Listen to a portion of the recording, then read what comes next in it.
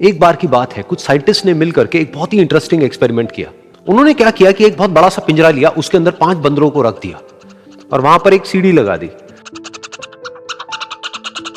उस सीढ़ी के टॉप पर कुछ केले रख दी। फिर उन साइंटिस्ट ने क्या किया कि जैसे ही कोई भी बंदर उस सीढ़ी पर चढ़ता केलों तक पहुंचने के लिए, तो ऊपर से ठंडे पानी की बारिश करने लग जाते। तो जैसे ही वो ठंडा पानी गिरता उस बंदर के ऊपर जो कि सीढ़ी पर चढ़ रहा था, वो फटाफट से नीचे आता तो पानी बंद हो जाता। फिर दोबारा से कोई और बंदर उस सीढ़ी पर चढ़ता उन केलों तक पहुंचने के लिए, दोबारा से यही होता। दोबारा से ऊपर से ठंडे पानी की बारिश होती, वो बंदर जैसे ही नीचे आता दोबारा से बारिश बंद हो जाती। तो बंदरों ने इसका मतलब यह निकाला कि जैसे ही कोई भी सीढ़ी पर चढ़ता है तो ऊपर से ठंडा पानी गिरता है।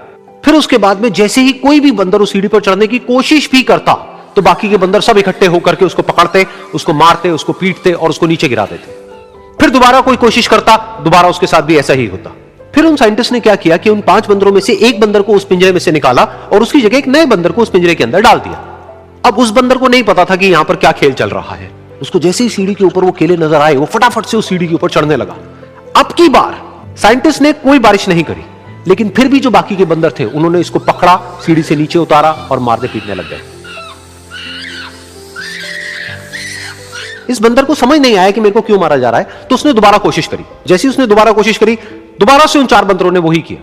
तो अब इस नए बंदर के दिमाग में क्या बैठ गया कि सीढ़ी पर चढ़ना मना है, अगर सीढ़ी पर चढ़ते हैं तो मार पड़ती है। उस सीढ़ी पर चढ़ना क्यों मना है और क्यों मार पड़ती है वो उसको नहीं पता था, बट उसके दिमाग में ये बैठ गया कि इस सीढ़ी पर नहीं चढ़ना है, ना किसी को चढ़ने देना है। फिर दोबारा से उन साइंटिस्ट ने क्या किया कि जो पुराने 4 बंदर थे उसमें से एक बंदर को निकाला और एक नए बंदर को उसकी जगह पर डाल दिया।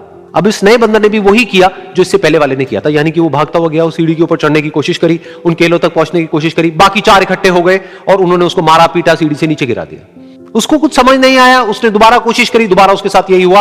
और अब इस बंदर के दिमाग में भी यही बैठ गया कि सीढ़ी पर चढ़ना मना है और सीढ़ी पर चढ़ने से मार पड़ती है। फिर साइंटिस्ट ने एक एक करके जो पुराने 3 बंदर बचे हुए थे उसमें से भी एक एक करके उन बंदरों को निकाला और उनकी जगह पर 3 नए बंदर आ गए।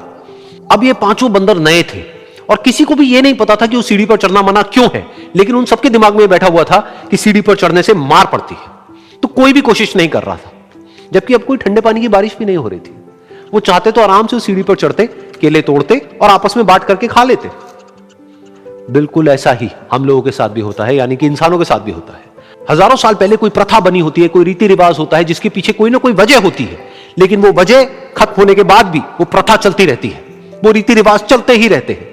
किसी में इतनी हिम्मत नहीं होती है ये पूछने की कि हम क्या कर रहे हैं, क्यों कर रहे हैं, बस सबको ये पता होता है कि ऐसा ही होता है। तो वो एक्सपेरिमेंट जिसके बारे में अभी मैंने आप लोगों को बताया, यानी कि वो बंदरों का एक्सपेरिमेंट, उसमें तो बेचारे बंदर हैं, जानवर हैं, उनको नहीं पता है कि क्वेश्चन कैसे पूछते हैं। लेकिन अगर हम इंसान होने के बावजूद भी क्वेश्चन ना करें तो हमारे में और जानवरों में क्या फर्क है, सोचिए।